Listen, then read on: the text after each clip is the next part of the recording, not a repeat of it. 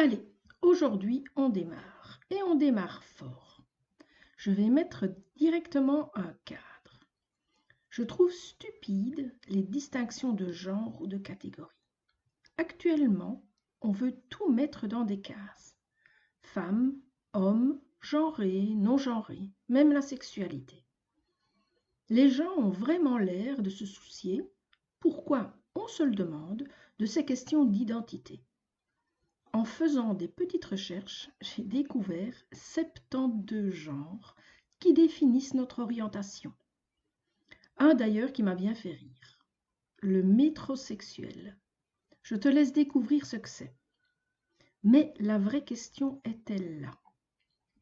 Nous sommes tous bourrés de craintes, de toutes sortes. Moi aussi, j'essaye de me servir de ces moments de tragédie pour m'égayer. T'égayer, vous égayer. Alors parfois, ma question mordante ou mon humour mordant va te heurter. Ma réponse sera: en quoi est-ce que cela fait écho chez toi? Le reflet du miroir, qu'est-ce qu'il te renvoie? Qu'est-ce que te renvoie l'autre? Peu importe sa couleur, son sexe, genré, non-genré, ses croyances, je tiens simplement à te rappeler que nous sommes tous humains et que tant qu'à présent, nous vivons tous au même endroit, sur la planète Terre.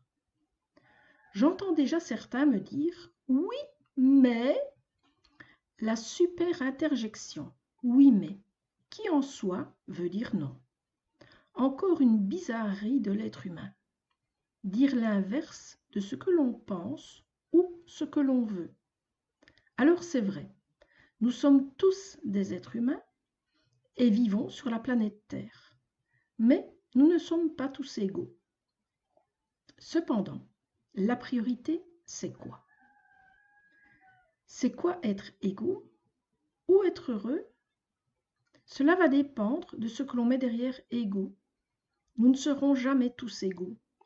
Moi, je suis une femme, je ne serai jamais l'égale d'un homme, même si pour la femme, les choses ont énormément évolué depuis 100 ans. On est loin de l'enclave du patriarcat. Mais bon, je digresse. Je suis loin d'être misandre ou misanthrope. Alors misandre est l'opposé de misogyne. Mais moi j'aime la vie, j'aime les gens. Sur certains points je serai plus directe, plus franche, plus hardie. En tout cas c'est ainsi que certains me voient, me décrient. Mais au fait, sais-tu de quel côté ta tartine est beurrée? Beaucoup ne le savent pas. Nous allons donc mettre des choses en place pour que tu rencontres le côté beurré de la tartine, sans qu'elle ne tombe face au sol. Car tu le sais, le côté beurré tombe toujours face au sol. Et si en plus, on sait ajouter de la confiture, maison s'il vous plaît, eh bien c'est bonus. Donc, être heureux, on y a tous accès. Peu importe qui nous sommes, nous y avons accès. Et dans ce podcast, je vais te donner des petits trucs pour y arriver. Pour cela, tu n'auras besoin que de ton cerveau et de toi. Bon, parfois de quelques accessoires. Alors pour la prochaine écoute, je souhaiterais que tu te choisisses un très beau cahier. Un cahier qui va te faire plaisir, ainsi qu'un stylo, un bic. Le cahier va être ton carnet de bord personnel. Et ton stylo ou ta boîte de crayons, si tu aimes les couleurs, va être un peu ta baguette magique. Bref, tu réunis des objets avec lesquels tu vas aimer écrire. Si tu aimes la couleur, ben joue avec. Si tu es plus PC, construis ton carnet de bord numérique, il n'y a pas de problème.